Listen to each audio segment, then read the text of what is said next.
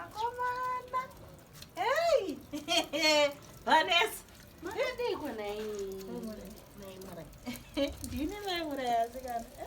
Asikana kuchigona sei. Umai murai. Umai murai.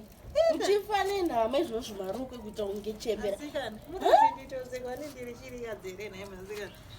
Simbo simukaitona. Nei mikupfeka seiko kumpfeka maruke akadai. Handiti ndikachiroko changu ichocho kanto chandinenge ndingori nacho ndati ndipeseko ndakachisirwa nagogo wangu panaka asikanaka isafi makasvimira sematemu kudai kundiita seko nemunhu wamwari izvezvi tarisai muone skini yenyu zvayakaita aiwa skini yenyu zvayakaita amana nzara yandinayo vairi handina kana chidzuku here ichi amai mwana muri shirikadzi.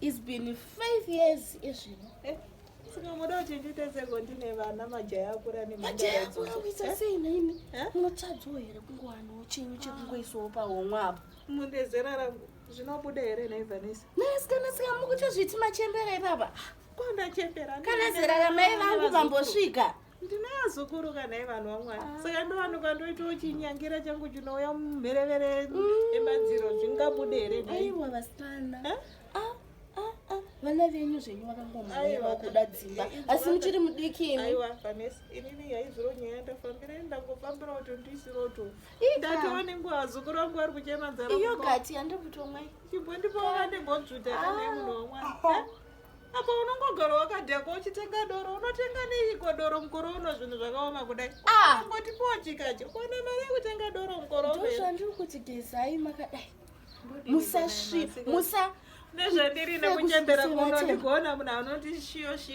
une shuwa here unasitsvagira here naye mangwana muuye ndimbokutsvagira itu hembe imi ndisiye sketi yako iri rokweri kana makupota muchene rokweri ibvai pamba pangu munosangana nevaenzi vangu mukaninyadzanzi ndoshavira wakwari kuita mungechembere kudai kungonokurungira poriji mwana wakungonokurungira chirera nderera naye amanjenjeji madhu ezvishongo ganda remabhebhi munogeza usadaro kani Vanessa chingondipakandingosvutura naiva ndingonoyogeza apa nopawandifadza unotora hupire